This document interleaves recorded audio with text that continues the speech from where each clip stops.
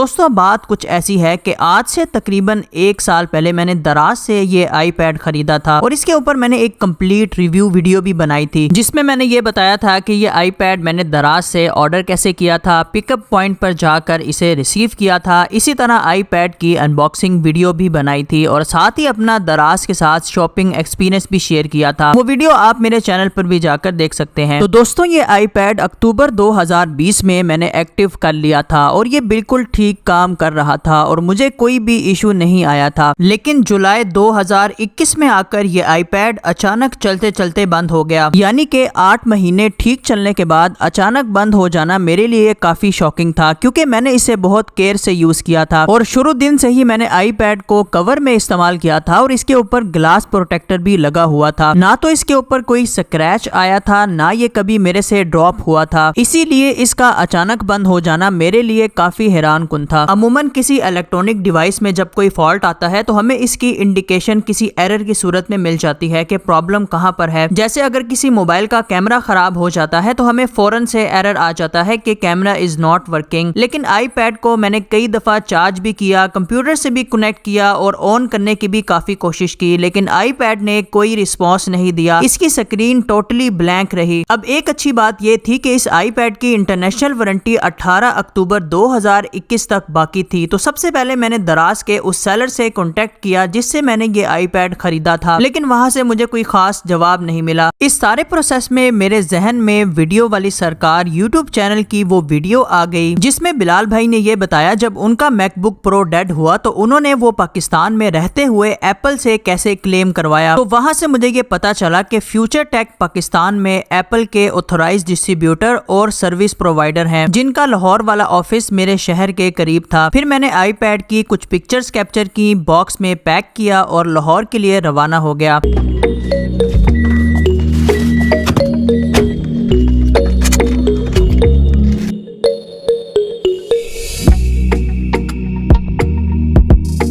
Future take के office पहुंचकर मैंने आईपैड वारंटी के लिए सबमिट किया, जिसके बाद उनके स्टाफ ने इसकी कंडीशन वगैरह चेक की और आईपैड को ऑन करने की ट्राई की, लेकिन आईपैड वहां पर भी ऑन नहीं हुआ। उसके बाद उन्होंने मेरे से कुछ पर्सनल इन्फॉर्मेशन ली, मुझे 24 अगस्त तक का टाइम दिया और साथ ही ये लेटर दे दिया। इस लेटर में आप देख सकते हैं कि आईपैड की सारी डिटेल्स मेंशन है। तो दोस्तों यहाँ पर आपके साथ 2-3 इंटरेस्टिंग बातें शेयर करता हूँ। सबसे पहली बात यह कि जब भी आप किसी कंपनी के पास प्रोडक्ट की वारंटी क्लेम करवाने के लिए चाहते हैं तो सबसे पहले आपसे यही सवाल होता है कि आपने ये प्रोडक्ट कहां से लिया है, इसका वारंटी कार्ड कहां है और इस तरह के 100 सवाल पूछे जाते हैं। अक्सर आपको ये कहकर वापस भेज दिया जाता है कि जहां से ये लिया है उसी शॉप से जाकर क्लेम करें, या फिर आपका फोन इस रीजन का नहीं है। लेकिन फ्यूचर टेक ने ऐसा कोई सवाल नहीं किया, यहाँ तक कि उन्होंने आईपैड का बॉक्स भी वापस कर दिया, जिससे मुझे ये अंदाजा हुआ कि एप्पल के नजदीक आईपैड खुद ही एक रसीद है। दूसरी बात यह कि जब भी आपने कोई प्रोडक्ट वारंटी के लिए भिजवाना होता है तो आपको अक्सर दफा शिपमेंट चार्जेस देने होते हैं। इसी वजह से काफी इंटरनेशनल ब्रांड्स की वारंटी पाकिस्तान में क्लेम करना मुश्किल हो जाता है, लेकिन फ्यूचर टेक ने मेरे से किसी किस्म के कोई भी चार्जेस नहीं लिए। इसी तरह 24 अगस्त 2021 के बाद जब मैं इनके ऑफिस गया तो आप ये बात सुनकर हैरान होंगे, एप्पल की तरफ से मुझे ब्रांड न्यू आईपैड दे दिया गया। नए आईपैड को मैंने इनके ऑफिस में चेक किया और घर लाकर मैंने कंप्यूटर से कनेक्ट करके भी देखा, जिसमें आप देख सकते हैं कि ये ब्रांड न्यू आईपैड है। और अगर हम इसकी डिटेल्स जाकर चेक करते हैं तो वहां पर ये लिखा नजर आ जाता है कि ये एप्पल की रिप्लेस्ड डिवाइस है। तो दोस्तों ये सॉफ्टवेयर जो मैं इस्तेमाल कर रहा हूँ इसका नाम 3U टूल्स है। इसके ऊपर मैंने डिटेल में एक वीडियो बनाई है जिसे आप मेरे चैनल पर भी जाकर देख सकते हैं। तो दोस्तों इतनी डिटेल में जाकर ये एक्सपीरियंस शेयर करने का मकसद ये था कि अगर आप एप्पल का कोई प्रोडक्ट यूज कर रहे हैं और इसमें कोई टेक्निकल फॉल्ट आ जाता है तो आप पाकिस्तान में रहते हुए इसकी वारंटी क्लेम करवा सकते हैं। इस वीडियो से रिलेटेड आपका कोई भी क्वेश्चन है तो कमेंट्स में जरूर पूछिएगा।